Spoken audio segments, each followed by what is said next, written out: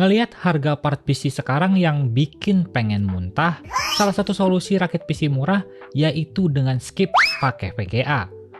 Alias kita ngandelin iGPU dulu sob, beli VGA-nya nanti lagi belakangan aja. Contohnya kayak pakai Ryzen 5 8600G ini, prosesor yang punya iGPU kuat dan sangat bisa diandelin ketika kita belum mampu beli dedicated GPU. Saya akan padukan prosesor ini bersama dengan RAM andalan yang stoknya ready terus, yaitu Adata SPG Lancer. Yap, walaupun harga RAM sekarang sedang menuju langit ketujuh, tapi gak bisa dipungkiri kalau kebutuhan komputer sekarang itu rata-rata membutuhkan kapasitas RAM yang cukup besar. Seperti di sini, saya pegang yang versi 16GB x 2 6000 mHz dengan latency atau timing di 363838. Secara spek ini udah standar bagus alias menjadi sweet spot di DDR5 ya sob. Buat teman-teman yang belum tahu, speed 6000 mHz itu udah jadi standar di DDR5. Terlebih prosesor di sini yang ngandelin iGPU, speed pada RAM itu bisa sangat mempengaruhi performa si iGPU-nya sendiri. Nah, kalau RAM itu jalan default alias JEDEC, nggak nyalain XMP, kita bisa dapat FPS yang biasa aja sih tergolongnya. Tapi ketika kita aktifin XMP-nya, otomatis game yang kita mainin itu bisa dapat lebih banyak FPS-nya. Teman-teman bisa lihat sendiri di sini perbedaannya. Lumayan kerasa kan ya kalau kita bisa jalan di 6000 mHz. Jadi saya sangat menyarankan buat teman-teman yang pakai prosesor yang ngandelin iGPU kayak Ryzen 5 8600G di sini, pakailah RAM yang minimal 6000 mHz kayak SPG Lancer di sini. RAM ini menggunakan manufaktur dari Micron. Kalau saya jalankan benchmark di AIDA 64, dia bisa dapat speed read di 63330 Mbps dan write di 93189 Mbps. Latensinya di 91 nanosecond. Skor yang cukup bagus untuk sebuah RAM sweet spot. Satu hal menarik lainnya dari RAM ini adalah bentuk fisiknya yang punya heatsink low profile, walaupun dia punya modul RGB di atasnya. BTW ada yang versi non-RGB juga ya, dan itu punya harga lebih murah.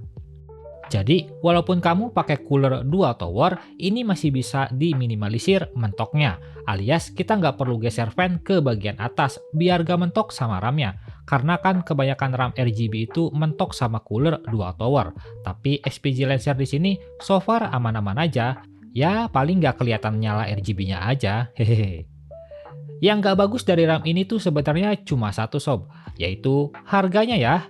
Lebih tepatnya semua RAM sih. Saat video ini dibuat, Adata SPG Lancer 32GB 6000 mHz versi RGB itu ada di harga 6 jutaan. Yap, emang gila sih ya harga RAM sekarang, bikin mual aja. Dan RAM ini tentunya punya garansi lifetime ya. Yang saya pegang di sini garansinya oleh distributor Agres. Kita berpindah ke si Ryzen 5 8600G-nya yuk. Prosesor yang mungkin bisa jadi suksesor si Ryzen 5 5600G di soket AM4-nya karena secara price to performance prosesor ini emang kuat sob. Punya 6 core, 12 thread seperti biasanya Ryzen 5, tapi datang dengan arsitektur Zen 4 Phoenix, menghadirkan speed yang lebih kencang. Karena ini G series, otomatis punya iGPU yang bisa diandelin buat gaming tentunya, yaitu si Radeon 760M dengan arsitektur RDNA 3 dengan 8 compute unit. Terdengar sedikit sih, tapi anehnya secara performa malah kayak lebih dari itu. Soalnya iGPU ini bisa setara dengan beberapa dedicated GPU seperti Intel Arc B380 atau bahkan GTX 1650. Ya walaupun beberapa momen bisa kalah tapi nggak terlalu jauh kalahnya. Bayangin aja, kita bisa irit sekitar 2,3 jutaan untuk sebuah GPU dengan performa yang sama. Dari tadi ngebahas performa mulu nih ya, kita tes langsung aja kali biar teman-teman juga lihat sendiri hasilnya bagaimana. Berikut spesifikasi yang saya gunakan. BTW, saya set VRAM si Radeon 760M ini di 8GB ya sob.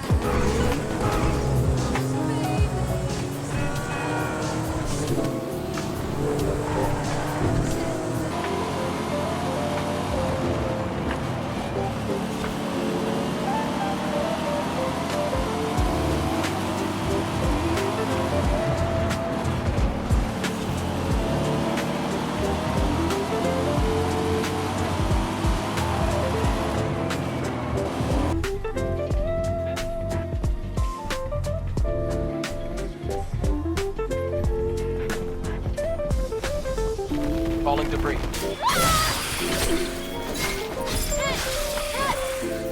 All right, area is clear.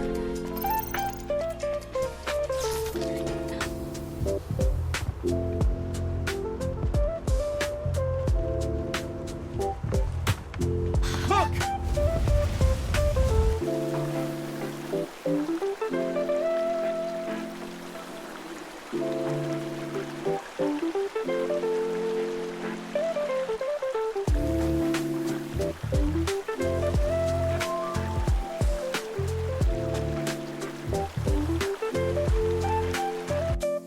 Nah, gimana nih perpaduan iGPU si Radeon 760M dengan RAM yang speednya 6000 mHz? Emang ya, performa iGPU Radeon itu bergantung pada speed RAM-nya. Makin tinggi, bisa makin kenceng juga. Tapi walaupun speed memori kalian itu bisa 7000 bahkan lebih, performanya nggak ngeboost signifikan sih sob. Jadi emang better kalian ambil aja di 6000 mHz atau 6400 mHz. Buat hasil performa tadi bisa saya simpulkan, kalau prosesor ini bisa kuat jalanin banyak game mulai dari yang kompe sampai AAA. Cuman untuk game-game AAA kita harus toleransi sama settingan grafik ya. Nah, kita coba yuk total-totalkan kalau misal kita mau rakit PC dengan spek yang kurang lebihnya setara seperti ini. Tapi ingat, ini harga per video ini dibuat ya. Untuk prosesor itu kita bisa dapatkan di sekitar 3,2 jutaan beserta coolingnya. Motherboard di sekitar 1,9 jutaan. RAM di 6 jutaan. Katakanlah kamu pakai NVMe 500 GB gitu ya, ada di sekitar 850 ribuan. Casing sekitar 400 ribu dan PSU 770 ribuan lah, udah cukup harusnya. Total harga yang harus dikeluarkan itu kurang lebih di 13,2 jutaan. Bukan harga yang murah, tapi ini harga yang cukup waras untuk performa yang diberikan di zaman sekarang. Bayangin aja, kamu bisa dapat PC tanpa GPU, tapi setara dengan yang pakai GPU 2,3 jutaan. Ngirit 2 juta itu lumayan banget loh sob. Sedangkan RAM kita udah pakai 32 GB, yang mana udah cukup besar di zaman sekarang. Jadi mau set VRAM kayak saya di 8 GB kayak tadi ya, itu juga masih tergolong aman sentosa. Namun sekali lagi, semua omongan tadi adalah murni pendapat saya. Karena di kondisi harga part PC yang gak baik-baik aja seperti sekarang, mengharuskan kita yang mau punya PC itu harus lebih kreatif, harus lebih pinter-pinter lagi ngakalin ini dan itu, biar tetap bisa ngepres budget.